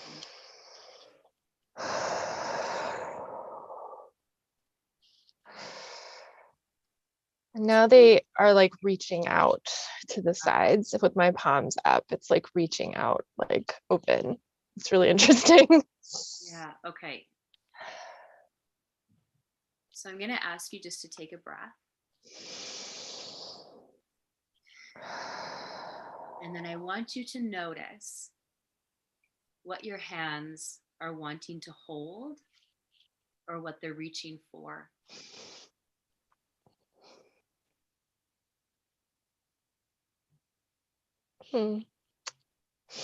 It's like they're just open to receive. It's not anything specific. But I get more emotional when you ask that. So I don't know. There's something and they went from being like outstretched to then bending my elbows and my palms still facing upward, like bearing something, almost like bearing plates of fruit and bringing them to someone. That's the feeling that it conjures up. Yeah. So Anka, I'm right here with you. And I might be wrong, but just notice if there's any aspect of this that also might have, notice if there's any desire. You had mentioned, a baby. Yeah. So just notice if that ties in at all here. I think so. Yeah. Can you just really allow some space for that? Just this, deep yearn, and just honoring this deep yearn, and then noticing and bringing it right back to your hands with your elbows that are bent.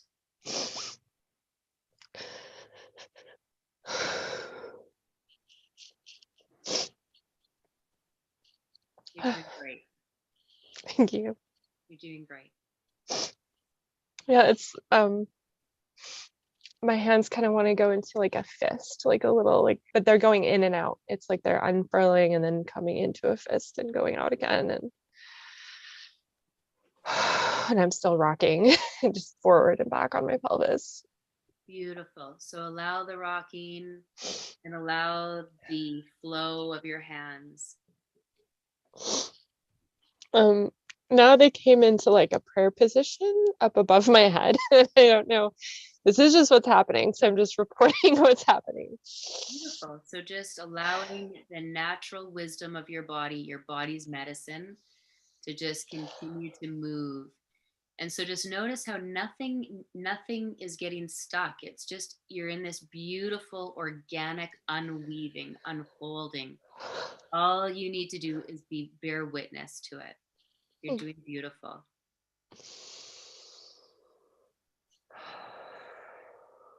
Yeah, it's, my hands are doing all sorts of things now. It's like one of my yoga teachers says this thing where it's like you're tracing the petals of a lotus, and it's like that. Like they're just sort of moving around and moving energy. And now they're going from my chest and like sweeping down, like over my breasts and my body and my torso down into my belly, and they're just repeatedly doing that. Beautiful. So just feel that.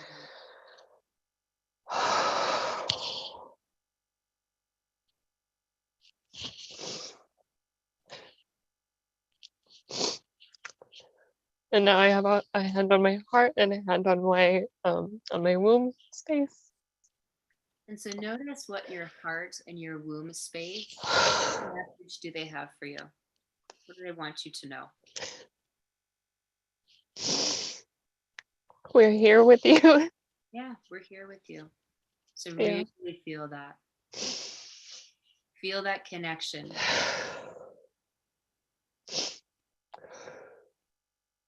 And it's like, we want what you want just as badly. And just notice that recognition. Notice how so many more parts of yourself are feeling heard, loved, seen, and acknowledged. Yeah, I want to give myself a big hug. Yeah. Go ahead and do that. Yeah.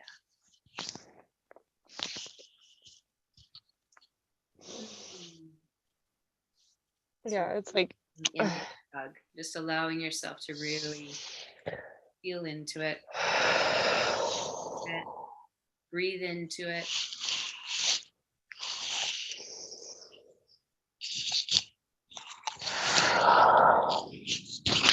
Like I want to give myself a hug and like keep another hand on my belly.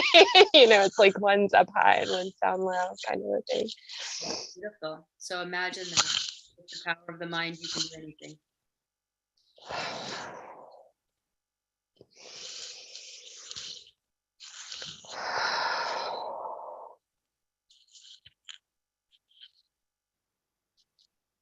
And so when you allow yourself to hold and nurture yourself like this, what does it feel like on the inside? It's like really sweet and really tender.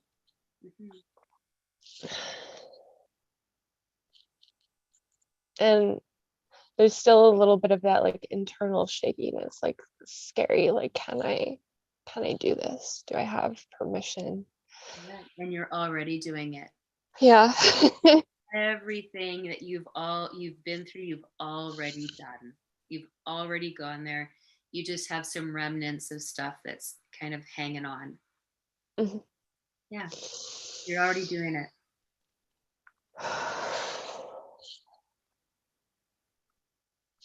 Just feel into the tenderness. And from this tenderness, what is one thing that you can do for yourself that would really honor this tender part of you?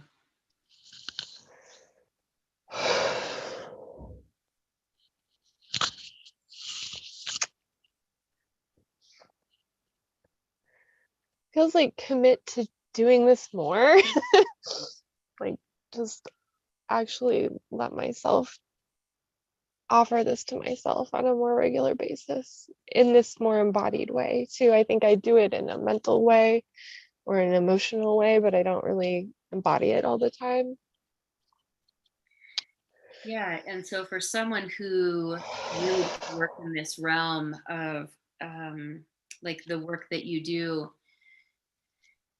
we can get top heavy in one area or another. And so really allowing yourself to have this self-love and this embodiment piece is extremely important.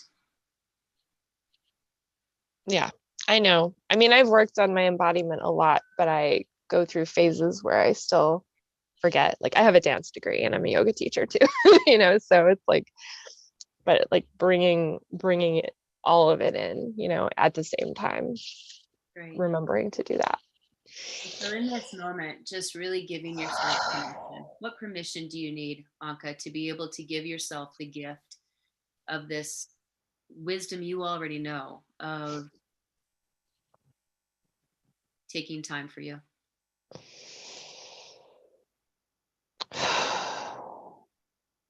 What permission do I need? I'm worth the time. I don't know. Yeah, I think that's it. It's like I am allowed to make time for this. I am allowed to make space for this. Beautiful new narrative. Yeah. Beautiful.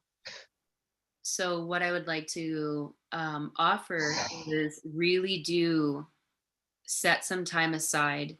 What would that look like? Would it look like 3 times a week? Would it look like 5 times a week? What feels happy to this tender part of yourself? What is it asking for? It's almost like every day, you know, it doesn't have to be like a long amount of time, but like giving a little something every day and maybe longer 2-3 times a week. Beautiful. So does that feel like something you can commit to? Every day for 3 to 5 minutes, and then 3 times a week, 10 to 15 minutes. Yeah. I think that, yeah. And it may not be the same time every day. It may just, you know, be when it feels like the right moment, but I definitely can do it. Yeah. Yes. Beautiful. Is there anything else that you need to say to have this feel kind of contained? Anchored.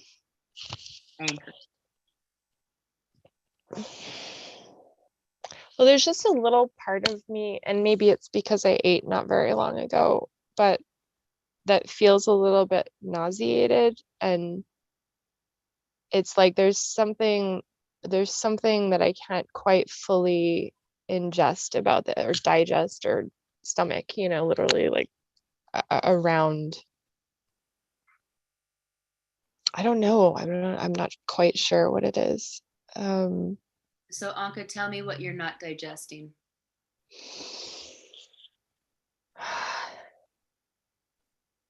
It's something about allowing the energy to go all the way through me, all the way through my whole body and my whole being. It's thank you. And maybe that I'm scared what I'm going to find if I go too deeply. Sorry about that. No, thank you. I'm going to ask you again just to see if it goes another layer deeper.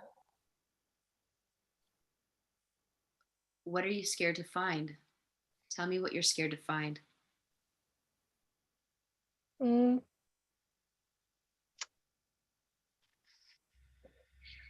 It has something to do with shadow and darkness that I just haven't maybe processed all the way yet, and that I'm like scared I'm not going to be able to hold by myself when I go there. Like it needs to be explored, and it doesn't feel like there's a part of me that's like, can I actually manage this? Right. But I don't want to like outsource it either. I think on some level I was trying to like outsource it to partners in the past, like a lot of my sexual energy, and then I would get partners who couldn't really go there, and it's like, oh, okay, makes sense. Yeah.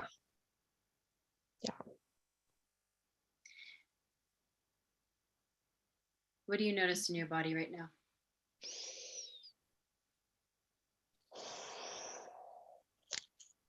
It's a little more still. I'm very still. I'm looking up. I'm feeling a little bit of a disconnect between my upper body and my lower body. And there's an openness too. So it's, yeah. Right. So Anka, what I would like to offer you is remember with expansions, there's also contractions. It's just like breath. It's like the flow that you felt with the water. Yeah. Expands, it comes together. And so really recognizing in the next 24 hours or so that these expansion contractions will happen. And so if you can, just really take some time in the next little bit just to be with this next little process for you. Does that feel okay? Yeah. And it's definitely something about like letting myself be as open or as closed as I need to be. Full permission, exactly. And that's what creates safety. Yeah. And so for the next little while, just allow yourself that organic wisdom of, in this moment, I do this, and in this moment, I do that. Yeah. And in this moment, this body part does this, and in this moment, it does that, and not having a big story about it, staying completely curious. Beautiful. Yeah. And so if it feels okay, you said you have a dance degree, just allowing yourself to either dance this through your body or journal, those are some really nice pieces to do as well, just to add on. Yeah. I just a couple of nights ago initiated a practice where I was like, I just picked like one song and I was like, I'm going to just dance to this one song every day and just see what happens and give myself permission to explore whatever I need to do within that. And it gives me like a time and a frame. So thank you for your courage. Thank you for the honor of holding space for you. And do keep us posted how it goes with this contraction expansion process that you're in. Thank you. Very beautiful. Thank you, Anka. Yeah. Thank you, Anka, for all of your brave energy coming on and once again sharing your experience with us. You have been a tremendous help to many people out there just through your vulnerability. Okay? Thank you, Andrew. Yeah. Thank you for calling in. So Absolutely. ladies, we're at the end of the show. Christine and Juliette, do you want to be able to give a way for people to get a hold of you about the event that you got coming up also? Yeah, absolutely. So as we had previously mentioned, this Sunday we have just wait, this always goes to me and I don't like it. Usually I do, but I don't. We have a masterclass on May 30th. David's pulling it up. Thank you, David. And it's 90 minutes. We'd love to have you there. It's really going to start to dive in deeper into this stuff to another layer. So with this stuff, it just goes layer by layer by layer. We can only ingest little bits by little bits. So that'll be fun. We also have an academy, which is Embodied Leadership Academy, where Juliette and I take you through an 8-week deep dive into really resetting your nervous system, your sexuality, trauma, so that you really can bring out the best of you, the deepest qualities into your own leadership and into your own life. Take it away, Juliette. Yeah, we have a Facebook group where we will be holding a 5-day accelerator mid-June. So there are loads of ways to actually find us and to be part of our community, of what we do.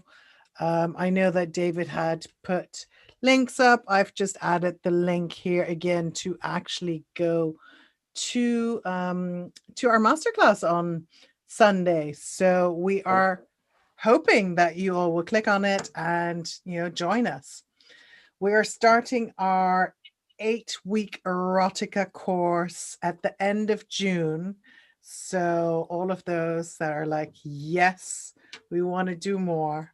We want all of this. We want to have access to every single piece of ourselves. Yeah, please get in touch with us. Hey, Julia, do you want me to drop the link for Erotica inside the chat? Yeah, if you could, great. Okay, I have it prepared. Can you also forward all of those links to Robert so he can put it in the show description? Absolutely. And one more thing for you guys, I had mentioned before that I had prepared a sexual communication link for you guys. All of that will be in there as well. So I'm going to drop that. So you're going to take this little test, all right? Well, it's not a test.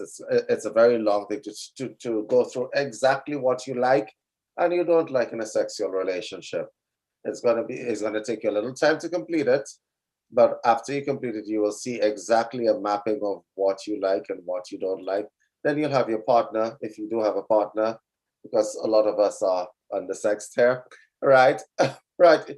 Have your partner completed and see what pages you are both on and what pages you are not on. So I'm just going to press the enter key and that link right there, right? You're going to see my face. It's going to be asking you a bunch of questions about your sex life. Yeah.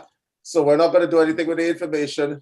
No, we're just going to send it back to you. So CuriousCarrion.com wants to speak to your sexual manager. Right. And so yeah, let's prepare this little survey quiz for you guys. Go fill it out and see where you guys are at. It'll send you back your stuff.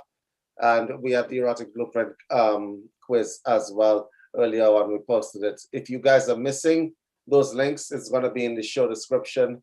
I'm going to send the stuff to Robert. I think he has it already anyway. Right. This was a wonderful show once again. Yay. Yeah. All right, everybody. We will be back tomorrow for our comedy show. Tune in 6 p.m. Eastern time, where Monty Dean and Bruce McDonald will be joining me to help you get that stick out of your ass and have some recreational fun. All right, everyone. Thanks a lot. We'll see you tomorrow. Thank you. Much love. Bye.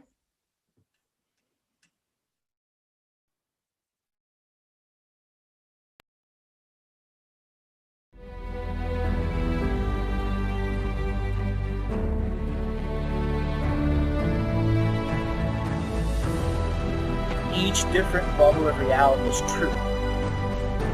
A galactic historian is a person that looks at all the lines of dramatic karma. Nudge, nudge. It's the Holy Grail. Improvise. Mysterious. It's counter psychic intelligence. Why is DNA farming of this star cluster so important? Because we do manifest our reality. We do create our reality.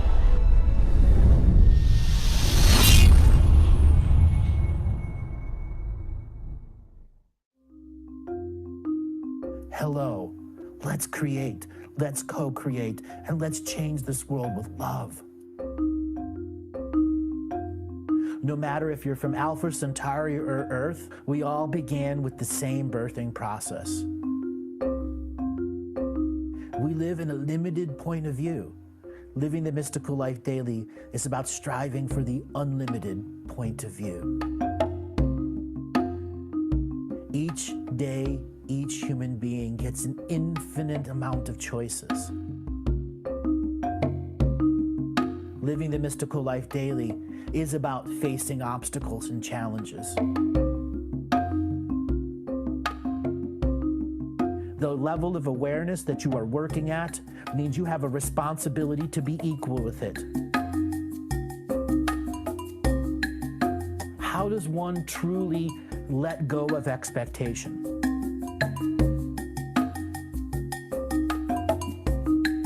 You can make the moment that you wake up to the moment you go to sleep sacred. The keys to success: choice, choice, choice, and choice.